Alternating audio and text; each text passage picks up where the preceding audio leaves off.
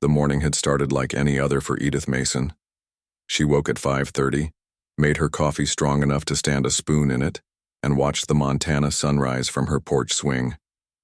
At 72 years old, Edith had her routines, and she stuck to them with the same stubborn determination that had gotten her through 45 years of marriage, raising 3 children, and burying a husband.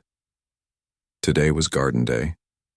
Edith pulled on her worn denim overalls, a faded blue shirt, and her wide-brimmed straw hat. The summer sun was unforgiving at this altitude, and she had no intention of adding more wrinkles to her weathered face. "Come on, Rusty," she called to her aging golden retriever.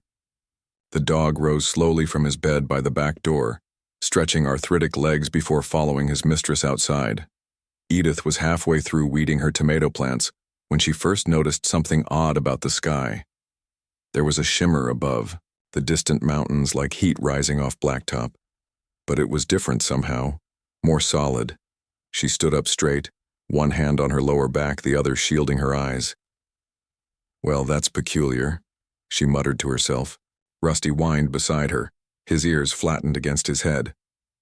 Miles away at Malmstrom Air Force Base, Edith's son Frank was having a much less peaceful morning. As a colonel with 26 years of service, he had seen his share of crises, but nothing like this.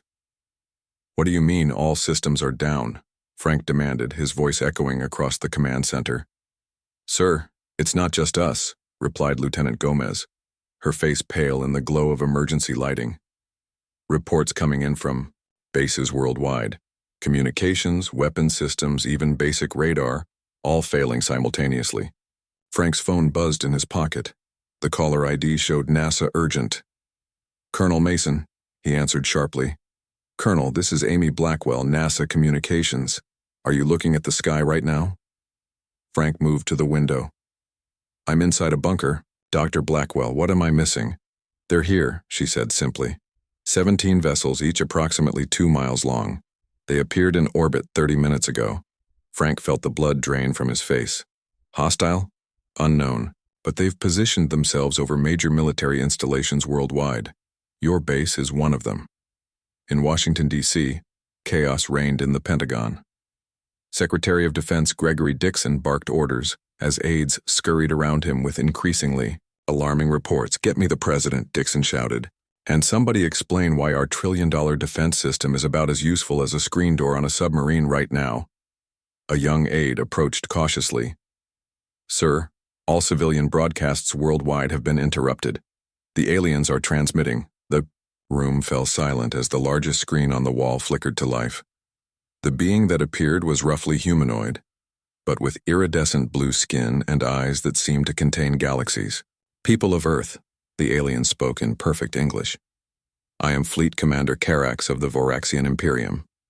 Your weapons cannot harm us. Your technology is meaningless against ours. We require your immediate and unconditional surrender. Resistance will result in demonstration of force. You have 6 Earth hours to comply." The screen went black. Dixon's phone rang. "Mr. Secretary," came the president's voice, "I'm calling an emergency meeting of the Security Council. Get here now." Back in Montana, Edith had come inside to check her television after seeing more strange lights in the sky. She caught the alien transmission and watched it with her hands on her hips. "Well, isn't that just like a man?" she said to Rusty. "Coming in making demands without so much as a proper introduction." She switched off the TV and went to the kitchen, filling her old metal kettle with water and setting it on the stove. Outside, the sky had darkened unnaturally. Edith peered through her window and saw what looked like a smaller version of the ships on TV descending toward her property. It hovered over her back field where the wild strawberries grew, kicking up dust and flattening the tall grass in a perfect circle. Most people would have run. Most people would have hidden or called for help. Edith Mason was not most people. She grabbed her gardening trowel in one hand and a rolling pin in the other. "Stay, Rusty," she commanded, and the old dog whimpered but obeyed as she marched out. The back door. The ship had settled in her field now, a sleek metallic oval about the size of a school bus. A seam appeared in its smooth surface, widening into a doorway from which a ramp extended to touch the ground. 3 figures emerged. They were tall and slender with the same blue skin as the commander on television. They wore fitted garments that seemed to shift colors with their movements and carried devices that Edith immediately recognized as weapons, Mother's intuition being universal. "You're trespassing on private property," Edith called out, continuing her march toward them. "And you flattened my strawberry patch." The aliens stopped, clearly surprised by the lone elderly human approaching them without fear. They raised their weapons. "Halt, human," said the one in front.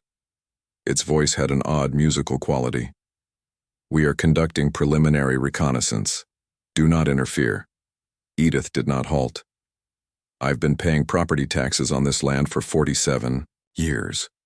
If anyone's not interfering, it'll be you."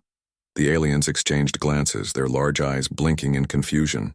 The leader spoke into a device on its wrist. "Scout team to command. We have encountered an anomaly. Elderly female human showing no fear response." Edith was close enough now to see the intricate patterns on their skin, like circuit boards etched in living tissue. "I'm not an anomaly, I'm Edith Mason. And you are?" The alien seemed taken aback by the direct question. "I am Scout Commander Zyrex. We are here to assess human defensive capabilities." "Well, Zyrex, your boss on TV wasn't very polite. Where I come from, you don't just show up and start making demands." The aliens conferred quickly in their own language, a series of musical tones and clicks. They seemed genuinely perplexed. "Our scans indicate you possess no weapons or technology that could harm us," Zyrex finally said. Edith raised her rolling pin slightly. "This worked just fine on my late husband Harold when he came home drunk from the VFW. I reckon it'll do in tow. A pinch for space visitors, too." For the first time in the history of the Varaxian Imperium's conquests, a scout team retreated in confusion. They backed slowly toward their ship, weapons still raised but clearly uncertain. "We will return, Edith Mason," Zyrex said as they reached the ramp. "I'll put the kettle on," Edith replied, "but next time call ahead, and you're bringing the sugar. You owe me for those strawberries." As the scout ship rose into the darkened sky, Edith's phone rang. The caller ID showed Frank Work. She answered as she walked back to the house, Rusty running out to meet her. "Hi, sweetie," she said. "You'll never guess who just dropped by." Frank Mason had never driven so fast in his life. The military convoy behind him struggled to keep pace as his Jeep sped down the country roads toward his mother's farm. All communications were spotty at best, and his last call with Edith had cut off right after she mentioned visitors from space in the strawberry patch. "How much farther?" asked the young soldier beside him, gripping the dashboard as they took a sharp turn. 3 miles, Frank said through gritted teeth. "And pray we're not too late." Meanwhile, Edith Mason was hosting an impromptu town meeting in her living room. Word had spread quickly about the alien landing, and now her modest farmhouse was filled with neighbors seeking guidance or shelter. Jack Peterson, the town sheriff, stood by the window with his hand resting nervously on his holstered gun. "Edith, the National Guard is tied up dealing with panic in the cities," Jack said. "We're on our own out here." Edith nodded as she passed around a tray of sandwiches. "Well, we've handled blizzards, droughts, and that awful flu outbreak in Odo 8. I suspect we can handle a few blue fellows from outer space." Susan Reeves, Edith's best friend of 40 years, helped distribute coffee. "Edith, you actually spoke to them? Weren't you scared?" "Susan, after raising 3 kids through the 70s, there's not much left that scares me," Edith replied. Besides, they seemed more confused than threatening. The room fell silent as the distant rumble of vehicles approached. Jack peered through the curtains. "Military convoy coming up the drive. Looks like your son made it, Edith." Frank burst through the door moments later, his uniform dusty and his face tight with worry. His expression shifted from concern to confusion as he took in the scene. 20 townspeople calmly eating sandwiches in his mother's living room. "Mom, are you okay?" he asked. Edith crossed the room and patted his cheek. "I'm fine, dear. You look like you could use some coffee." Before Frank could respond, one of his soldiers rushed in. "Colonel, the scout ship is returning." Everyone moved to the windows. The sleek alien vessel was descending once again, but this time it was accompanied by 2 larger ships. They formed a triangle above Edith's back field, pulsing with strange lights. "Everybody stay inside," Frank ordered, then turned to his mother. "That includes you, Mom." Edith smiled and patted his arm. "Now, Frank, that's not how I raised you. We don't hide when company calls." She walked to her kitchen and began pulling ingredients from the cupboards. "What are you doing?" Frank asked incredulously.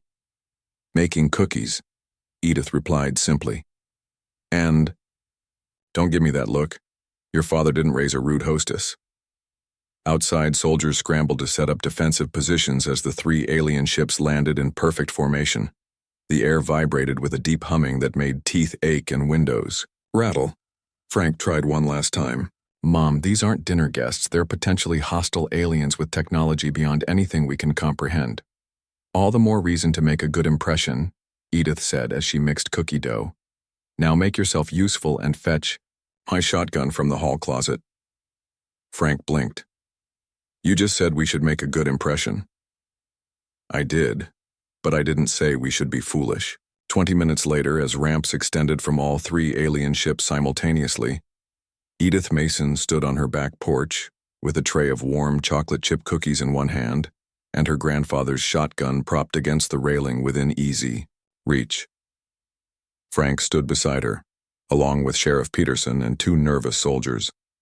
Xerex emerged from the center ship, flanked by 6 larger Varaxians with more elaborate markings on their blue skin. They approached cautiously, various devices raised and scanning. "Hello again, Xerex," Edith called cheerfully. "I see you brought friends." The alien scout commander paused, clearly surprised at being remembered and addressed by name. "Edith Mason, we have returned as stated." "So you have. Did you bring my sugar?" The aliens conferred amongst themselves, their musical language rising and falling in what sounded like an argument. Finally, Xerex approached the porch steps. "We have brought something better than sugar," he said. "Analysis. You are not like other humans." Edith laughed. "Well, my son Frank here would certainly agree with you." One of the larger aliens stepped forward, carrying an elaborate device that emitted a soft purple glow. "I am Senior Biologist Nelvax. May I scan you?" Frank moved protectively in front of his mother, but Edith gently pushed him aside. "What kind of scan?" "Non-invasive," Nelvax replied. "We detect unusual patterns in your neural activity." "Mom," Frank whispered urgently. "Don't let them—" "It's all right, dear," Edith said, setting down her cookie tray. "If they wanted to harm us, they would have done it already." She faced the alien scientist. "You may scan me, but only from right where you're standing." The purple light washed over Edith, and the alien's eyes widened simultaneously.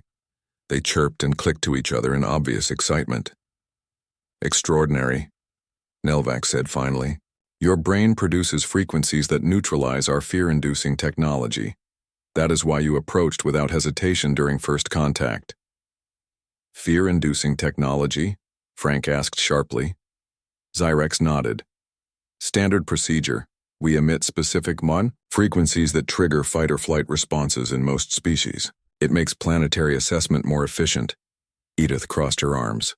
"Well, that's not very sporting." While this conversation continued, Susan had quietly set up Edith's old record player inside the house and opened the windows. The opening, notes of Edith's favorite Glenn Miller record suddenly filled the air. The effect on the aliens was immediate and dramatic. They staggered back, their blue skin pulsing with rapid color changes. The devices in their hands sparked and shut down. Xerex fell to one knee, his large eyes blinking rapidly. "What's happening?" Sheriff Peterson asked, his hand moving to his gun. "The sound," gasped Nelvax. "It creates a resonance pattern that disrupts our neural networks." Frank stared in amazement as the powerful aliens were brought low by big band music from the 1940s. He glanced at his mother, who looked equally surprised but recovered quickly. "Susan, turn it down a bit," Edith called through the window. "We want to talk to our guests, not torture them." As the volume decreased, the aliens gradually recovered. Xerex approached again, but with newfound respect in his posture. "Edith Mason," he said formally, "our commander must meet you." You possess qualities we have not encountered in 10,000 years of exploration. Edith picked up her cookie tray again. Well, he should have thought of that before making rude demands on television. But I suppose I could spare a few minutes. She held out the tray. Cookie? Cyrex hesitated, then carefully selected one. His analysis device scanned it before he took a tentative bite. His eyes widened again, but this time in obvious pleasure. Fleet Commander Carax must experience this. Cookie, he declared. Frank watched in disbelief as his mother handed out chocolate chip cookies to a line of alien invaders on her back porch, while the most powerful military on Earth stood by helplessly. Mom, he said quietly, do you realize you might be negotiating Earth's future right now? Edith patted his arm. Dear, I've been negotiating futures since I talked your father into marrying me in '52. Now be a good boy and put on some more coffee. I think we're going to need it. News of Edith Mason's unusual interaction with the aliens spread quickly through military and government channels. 3 days after the initial landing, her quiet farmhouse had been transformed into an impromptu command center. Government vehicles lined the driveway, satellite dishes pointed skyward from her yard, and men and women in dark suits hurried back and forth. Edith sat at her kitchen table, calmly knitting while a neurologist named Dr. Laura Bennett attached sensors to her scalp. Mrs. Mason, your brainwave patterns are unlike anything I've ever seen, Dr. Bennett said, studying the readings on her tablet. There's activity in areas most people don't use. Well, I've always been a busy thinker, Edith replied, not looking up from her knitting needles. In the living room, Frank argued with Agent Steve Hudson from the CIA. This is my mother we're talking about, Frank said, keeping his voice low. Not some secret weapon. Colonel Mason, I understand your concern, Hudson replied. But your mother represents our best chance at communication with these aliens. The Varaxians have positioned 20 warships around the planet, and the only one they're talking to is Edith Mason. Frank ran a hand through his hair. She's 72 years old. She has high blood pressure. And she's the only human the aliens respect, Hudson countered. We've named it the Grandmother Protocol. Outside, a secure video call was taking place between Edith's farm and the White House Situation Room. Secretary of Defense Dixon addressed the grim-faced officials on screen. Mr. President, the Varaxians have agreed to a meeting, but only with Edith Mason present. They specifically requested her. The president frowned. Can we guarantee her safety? No, Dixon admitted. But Fleet Commander Carax has shown interest in her ever since his scouts reported her unusual neural patterns. And her cookies, he added with a slight grimace. What about the music angle? Asked a general. Can we weaponize that? Dixon shook his head. They've already adapted. New shielding on their communication devices, but they remain puzzled by Mrs. Mason's immunity to their fear technology. Back in the kitchen, Edith set down her knitting and removed the sensors from her head. That's enough of that, she said firmly. You've been poking and prodding me for days, and meanwhile those poor aliens are waiting for an answer. Dr. Bennett looked surprised. Poor aliens? Mrs. Mason, they came here to invade us. Did they say that? Edith asked. All I heard was a demand for surrender. Nobody asked why. Before the doctor could respond, Frank entered with Agent Hudson. Mom, they want you to meet the alien commander, Frank said, worry evident in his voice. Edith brightened. Well, it's about time. When? Tomorrow, Hudson replied, at a secure military facility. Edith frowned. Nonsense. Tell them to come here. I'm not going to some cold government building to meet guests. Hudson and Frank exchanged glances. Mrs. Mason? Hudson said carefully. These aren't guests. They're potentially hostile aliens with unknown capabilities. Young man, in my 72 years, I've found that most hostility comes from misunderstanding. Now, I've already met some of these Varaxians, and they seemed perfectly reasonable once we started talking. If their commander wants to meet me, he can come to my house like a proper visitor. To everyone's surprise, the aliens agreed. The next morning, Edith was up early baking pies and tidying the house while government officials frantically installed security measures and communication. Equipment. Mom, please take this seriously, Frank pleaded as he watched her dust the living room. This meeting could determine the fate of our planet. I am taking it seriously, Edith replied. I've made 3 different kinds of pie. At precisely noon, a single alien shuttle descended from the largest warship hovering in Earth's orbit. It landed gently in Edith's backfield, causing less damage than the previous visits. A delegation of high-ranking officials waited nervously on the back porch, including the Secretary of Defense and several generals. The ship's door opened, and out stepped the imposing figure that the world had seen on their television screens days earlier. Fleet Commander Karak stood nearly 7 feet tall, his blue skin adorned with intricate silver patterns that seemed to shift and flow. 4 armed guards flanked him. Edith pushed past the government officials and walked down the UR porch steps. Welcome to my home, she called cheerfully. I'm Edith Mason. Karak studied her with eyes that seemed to contain swirling galaxies. The human who does not fear, he said, his voice deep and melodious. I am Fleet Commander Karax of the Varaxian Imperium. Yes, I saw you on TV, Edith replied. Not a very friendly introduction, if you don't mind my saying so. The alien blinked, seemingly taken aback by her directness. We do not typically concern ourselves with friendliness during planetary assessment. Well, that might be your first problem right there, Edith said. Would you like some pie? I made apple, cherry, and rhubarb. The bizarre sight of an elderly human woman leading the commander of an alien invasion force to her kitchen table for pie left the government officials speechless. Frank followed closely, unwilling to let his mother out of his sight. As Karax cautiously tasted the apple pie, his eyes widened in a now familiar expression of surprise that the humans had come to recognize. This contains complex carbohydrates and fruit enzymes, he noted, but it produces a sensory experience beyond its chemical components. That's because it's made with care, Edith said simply. My mother taught me, and her mother taught her. Maternal. Knowledge transmission, Karax nodded. Our civilization functions similarly. Female elders preserve and pass critical information. For the next hour, Edith and Karax talked while the fate of 2 worlds hung in the balance. They discussed cooking, gardening, and raising children. The government officials watched in amazement as the fearsome alien commander gradually relaxed in Edith's presence. You mentioned surrender in your first message, Edith said finally, pouring more tea. May I ask why you need Earth to surrender? Karax set down his fork. Your world possesses weapons of mass destruction. Our scans detected nuclear arsenals sufficient to destroy your own planet. Such weapons pose a potential threat to nearby civilizations. So you came here because you're afraid we might attack you someday? Edith asked. Preventive security, Karax corrected, though he seemed uncomfortable. Standard protocol for developing worlds with nuclear capability. Edith nodded thoughtfully. I understand being cautious, but invading someone's home isn't the way to make friends.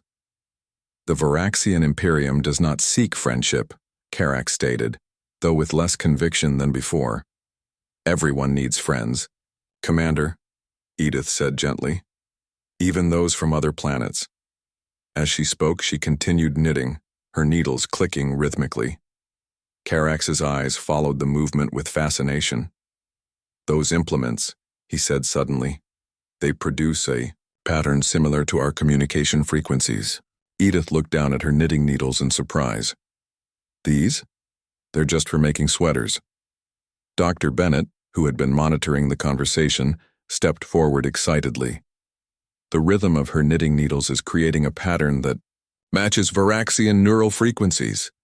Karax reached out cautiously. May I? Edith handed him her knitting. As the alien commander held the needles and half-finished scarf, something remarkable happened. His eyes glowed brighter, and the patterns on his skin pulsed with new colors. I can sense your thoughts, Karax said in wonder. Your memories. Edith felt it too, a strange connection forming between them. And I can see yours, she whispered. Oh my goodness. You're running away from something.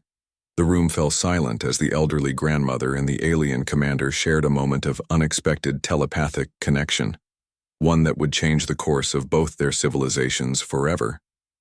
The unexpected mental connection between Edith and Commander Carax changed everything.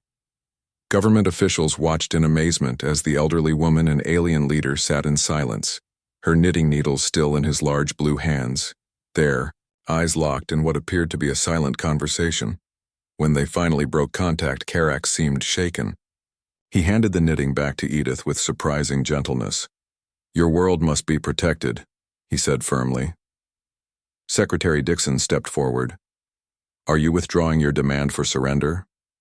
Carax turned his galaxy-filled eyes to the government officials. "The situation is more complex than you understand. Edith Mason has seen the truth." All eyes turned to Edith, who was calmly putting away her knitting. "They're refugees," she said simply. "Their home systems are being destroyed by something much worse than they are. They came here looking for a safe place, but they were afraid we would attack them first with our nuclear weapons." President Alicia Morgan had arrived during the telepathic exchange and now joined the conversation via secure video link. "Mrs. Mason, are you suggesting the Varaxian fleet is not an invasion force?" "Oh, it certainly is," Edith replied. "But they're invading because they're scared, not because they're naturally aggressive. It's like when a frightened dog bites." Carax bristled slightly at the comparison, but didn't contradict her. "What exactly are they running from?" "The president?"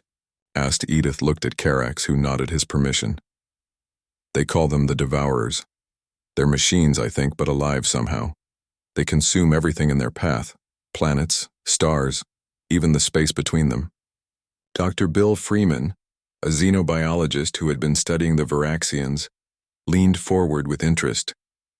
"And these Devourers are coming here?" "They follow the Varaxians," Edith said.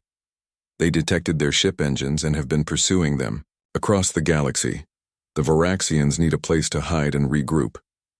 She turned to Carax. "Did I get that right?" The alien commander nodded. "Your primitive nuclear weapons are ineffective against the Devourers, but they would mark your world for immediate attention. We came to neutralize those weapons and establish defensive positions." Without asking first, Edith added with a pointed, "Look." Carax had the grace to look uncomfortable. "Our previous attempts at diplomatic first contact with other species have not ended well. That's because you lead with threats instead of conversation," Edith said, pouring more tea. "Now, I think we can help each other here." For the next few hours, an unprecedented diplomatic negotiation took place at Edith's kitchen table. Government officials, military leaders, and alien commanders discussed terms while Edith served sandwiches and kept the conversation civil. Frank watched with pride as his mother gently but firmly guided the discussion away from threats and toward cooperation. "Your civilization has something unique," Carax said at one point. "Your elders. In most worlds we've encountered, the older members of society are marginalized. But here, they carry wisdom that produces these unusual neural patterns." Dr. Bennett nodded excitedly. "Edith's brainwave patterns show connections that younger people lack. It could be related to life experience, complex neural networks built over decades. Our most valuable knowledge is preserved by our eldest females," Carax confirmed. "But we have never encountered a species where age produces resistance to our fear technology." President Morgan, still watching via video link, looked thoughtful. "Mrs. Mason, would you be willing to serve as our primary ambassador to the Varaxian people?" Edith looked surprised. "Me? I'm just a retired schoolteacher from Montana." "You're the only human they fully trust," the president pointed out. "And frankly, you've made more diplomatic progress in one afternoon than our State Department has achieved in days of trying." Frank began to protest, concerned about his mother's health, but Edith silenced him with a look. "I'll do it on one condition," she said firmly. "No more talk of surrender or invasion. If the Varaxians need our help against these devourer things, they need to ask properly." Carax studied her for a long moment, then did something that shocked everyone. He stood and bowed deeply to Edith. Edith Mason of Earth, the Varaxian Imperium formally requests an alliance with your world against the Devourer threat. Will you help us? Edith smiled and extended her hand in a very human gesture. That's more like it. Yes, we'll help you. As Carax carefully shook her hand, the tension in the room finally broke. Plans were quickly made. The Varaxian fleet would reposition from their threatening stance to a defensive one. Earth would not surrender, but would instead enter into a mutual defense agreement. Later that evening, after most of the officials had left to begin implementing the agreement, Edith sat on her porch swing with Frank. "Mom, do you realize what you've done today?" he asked, still processing the events. "Fixed a misunderstanding," Edith said simply, "and maybe saved 2 civilizations in the process." Frank shook his head in amazement. "The president wants to give you a medal, and the Varaxians treat you like some kind of sacred elder." "I'm just a grandmother who believes in talking things out," Edith replied. "Something I tried to teach you when you were fighting with your sister over toys." The next morning, Edith received another visitor, General Nancy Ortiz, chairwoman of the Joint Chiefs of Staff, arrived with a formal request. "Mrs. Mason, we're forming a special diplomatic corps based on what we've learned from your interaction with the Varaxians," General Ortiz explained. "We need more people with your unique qualities." "You mean old people?" Edith asked with a wry smile. The general nodded. "Individuals over 70 with specific neural patterns similar to yours. We're calling it the Elder Advisory Corps." Edith considered this. "You want me to help recruit other grandmas and grandpas to talk to aliens?" "Precisely. The Varaxians respond positively to older humans, particularly females. Commander Carax has explained that their society is matriarchal, with elder females holding the highest positions of authority. That explains why they were so confused by our government," Edith mused. "They expected to be dealing with a council of grandmothers." Within days, Edith found herself leading a most unusual diplomatic initiative. Senior citizens from around the world were being tested for the special neural patterns that the Varaxians respected. Those who qualified were brought to a newly established interspecies communication center, located at Edith's insistence, in a converted country inn rather than a sterile government facility. Susan Reeves was among the first to join. "Edith, I never thought our knitting circle would expand to include aliens," she said, as they prepared for a meeting with Varaxian scientists. "Life is full of surprises," Edith replied. "Especially when you've lived as long as we have. As Earth and the Varaxian Imperium began their unprecedented cooperation, defensive preparations were already underway. The first long-range sensors detected something disturbing at the edge of the solar system, a darkness between the stars that seemed to consume the very light around it. The Devourers had found them. The Devourers arrived more quickly than anyone expected. They didn't come as ships or recognizable vessels, but as patches of absolute darkness that seemed to eat the very light around them. Within 3 days of their detection at the edge of the solar system, they had reached Jupiter, consuming several of its moons entirely. In the hastily established Joint Defense Command Center, formerly the Sunny Pines Retirement Community Recreation Hall, Edith sat with her knitting while military officers and Varaxian commanders studied holographic displays of the approaching threat. "They will reach Earth in approximately 48 hours, Carax announced grimly. "Our weapons can slow them but not stop them completely." Frank, now serving as military liaison to the Elder Advisory Corps, looked at the horrifying simulations. "What exactly are these things? The scans don't make sense." "The Devourers exist partially in another dimension," explained a Varaxian scientist. "They feed on energy in all its forms: light, heat, motion, even the atomic bonds that hold matter together." President Morgan joined the conversation via secure video. "What are our options?" Carax gestured toward complex battle plans. "We position our fleet as the first line of defense. Your nuclear weapons, while primitive, can be modified to create disruptions in the Devourer's dimensional fields. But I must be honest, we have never successfully defeated them, only delayed them."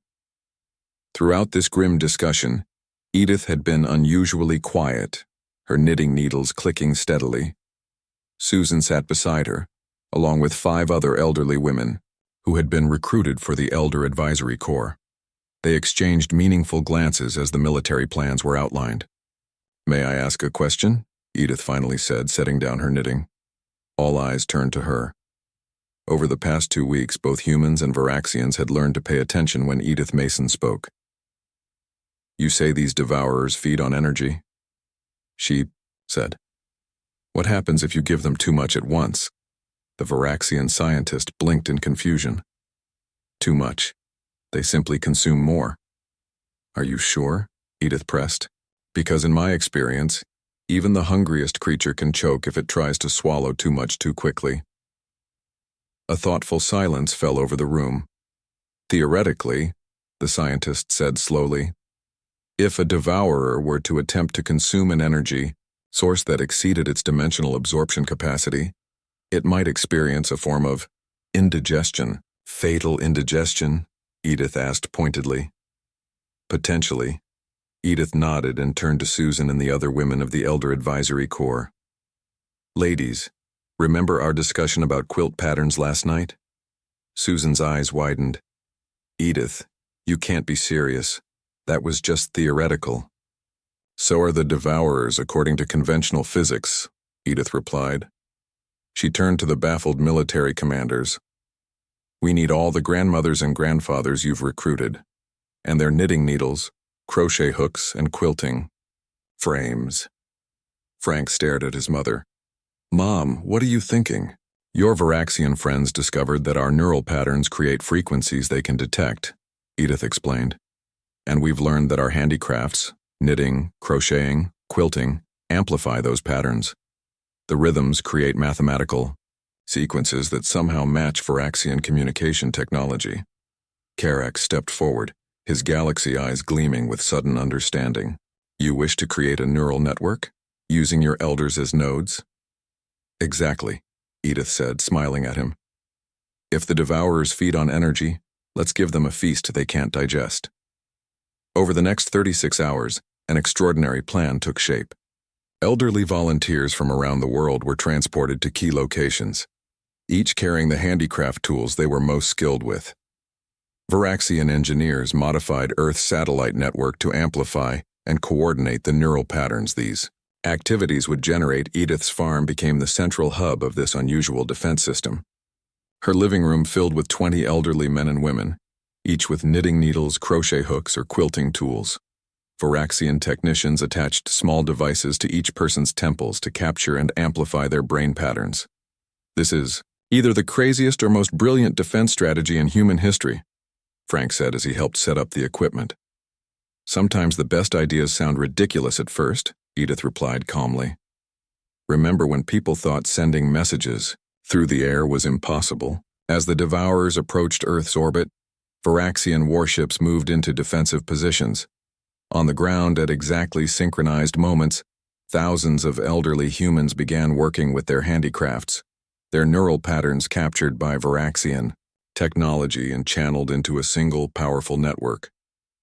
In Edith's living room, she led her group in creating a specific pattern, one that she had seen in Carax's memories during their telepathic connection. It was an ancient Varaxian symbol representing infinity and rebirth. "Keep the rhythm steady," she instructed as needles clicked and hooks flashed. "Think about protection, about home, about everything that matters to you." Outside, the sky darkened, unnaturally as the first devourer entities entered Earth's atmosphere. They appeared as perfect circles of nothingness, absorbing light and heat as they descended. Temperature sensors registered immediate drops of 30 degrees in their vicinity. Energy pulse detected approaching from Saturn, reported a Varaxian officer monitoring the defense network. "The devourers are beginning to converge. Now," Carax ordered. At his command, the neural network activated fully. The combined brainwave patterns of thousands of elderly humans, amplified by Varaxian technology and coordinated through Earth's satellite system, surged outward in an invisible wave. In Edith's living room, the air seemed to shimmer as their concentrated thoughts took physical form. The pattern they created, 20 people working in perfect harmony, became the focal point of the entire network. The effect on the Devourers was immediate and dramatic. As they encountered the neural energy wave, they seemed to pause in their descent. Then, like hungry creatures spotting an easy meal, they moved toward the concentrated energy source. "They're taking the bait," Frank said tensely, watching the monitors. "Increase amplitude," Karax ordered his technicians. The elderly volunteers felt the change as the devices at their temples warmed slightly. Edith closed her eyes, focusing all her thoughts on the pattern she was creating with her knitting needles. Around her, the others did the same with their various crafts. Outside, the Devourer entities began to pulse and expand as they absorbed the offered energy, but instead of growing stronger, they began to fluctuate wildly, their perfect circular forms becoming distorted. "It's working," breathed the Varaxian scientist in amazement. "The recursive patterns in the neural network are creating a feedback loop the Devourers cannot process." One by one, the dark entities began to collapse in upon themselves. It looked as if they were being turned inside out, pulled into their own dimensional rifts until they simply winked out of existence. Within 20 minutes, the attack was over. The remaining Devourers retreated hastily toward the outer solar system, moving far faster than they had approached. In Edith's living room, the elderly volunteers lowered their handicraft tools in exhaustion but triumph. Susan reached over and squeezed Edith's hand. "We did it," she said quietly. "Humanity's grandmothers saved the planet," Frank added, shaking his head in amazement. "With knitting and crochet." Edith simply smiled and continued working on what she had been creating throughout the crisis. A lovely blue scarf with intricate silver patterns that exactly matched the markings on Commander Karax's skin. 1 week later, Earth celebrated its unusual victory with a special ceremony at the United Nations. The Elder Advisory Corps was formally established as a permanent diplomatic and defense organization. Varaxian engineers began working with human scientists to establish early warning systems against any future Devourer incursions. And Edith Mason returned to her farm in Montana, accompanied by a permanent Varaxian cultural exchange delegation. She insisted on hosting them in her guest rooms rather than the special facility the government offered to build. "Guests stay in the house," she told Frank firmly. "That's just how it's done." As she sat on her porch swing that evening, watching the sunset with Commander Karax beside her, she handed him the completed blue scarf. "For you," she said simply. "To remember Earth by." Karax took it with surprising gentleness. "The Varaxian Imperium will never forget what happened here. When we tell the story of how Earth was saved, it will be known as the grandmother strategy for generations to come." Edith laughed softly. "It just goes to show you should never underestimate old ladies with knitting needles." As darkness fell, the lights of Varaxian ships twinkled peacefully among the stars, not as invaders but as friends and protectors of the small blue planet that had given them refuge, and whose grandmothers had taught them a new way to fight.